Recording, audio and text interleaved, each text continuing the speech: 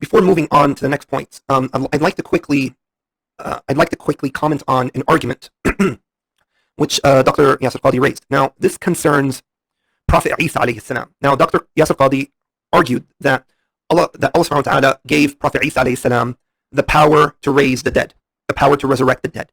And Dr. Yasir said, let us imagine that a Muslim during the time of Prophet Isa alayhi salam asked him to raise somebody from the dead while believing that he could only do so by the permission of Allah.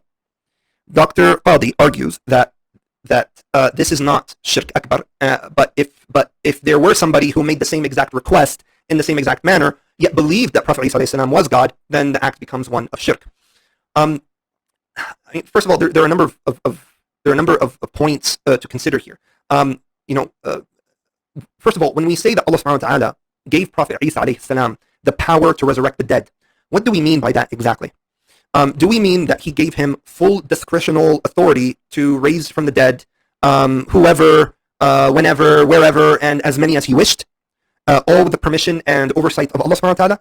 Or is this some kind of partial and restricted ability to raise some of the dead only in some specific circumstances in order to prove his prophethood with the permission of Allah subhanahu wa ta'ala? Another question we need to ask ourselves here is the action of resurrecting the dead one which is exclusive to Allah subhanahu wa ta'ala? Is it from the khasa'is al-rububiyyah? Is this something which only Allah himself does? Well, many ulama thought so. They do not believe that Prophet Isa alayhi salam acquired an ability to resurrect the dead.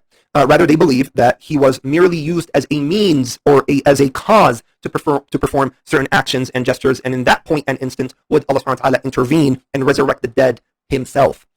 So, for example, Prophet Isa alayhi salam would approach the grave and say, "Rise," and then Allah subhanahu wa ta'ala at that instant would resurrect the dead himself, not Prophet Isa alayhi salam.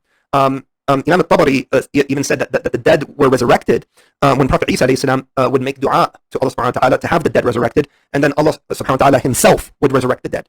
So there's a big difference here. There's a big difference between saying that Allah subhanahu wa ta'ala resurrected the dead himself by using Isa alayhi salam as a means, versus saying that Isa alayhi salam was given the ability and power to raise the dead himself, and with the oversight and permission of Allah subhanahu wa ta'ala.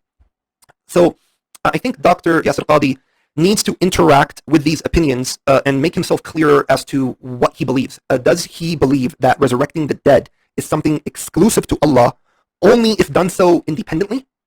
And if yes, does he believe the same thing for other things like forgiveness of sins, granting hidayah, etc.? And how do we know that Prophet Isa alayhi salam was even given this discretional ability and authority as opposed to the explanation offered by so many other ulama? And which classical ulama did agree with Dr. Yasir Qadhi, and why is his stance stronger than the others? So that would be good to know, so that we could assess the strengths of the differing opinions. And but since Dr. Yasir Qadhi promised to not have a back and forth, we might not find out.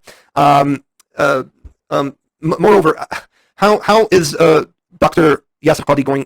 How far is he going to go here? So let's say that Prophet Isa alayhi salam is alive and still has this unconditional ability to resurrect the dead with the permission of Allah. And someone is constantly calling out to him, slaughtering for him, to appease him, and making sujood out of mere respect, not worship, but out of respect, and fasting for him, and doing everything for him without intending worship, and pleading to him to raise his dead mother back to life. This does not amount in a collective and holistic sense to major shirk committed by an ignoramus in the eyes of Dr. Yasir Qadhi? Or am I missing something in the hypothetical scenarios he's providing? All in all, I believe Dr. Yasir Qadhi's argument requires a little more work to be put into it before we permit it to make us reconsider, to radically reconsider changing our, conception of ibadah. Now, there's so much to say, and I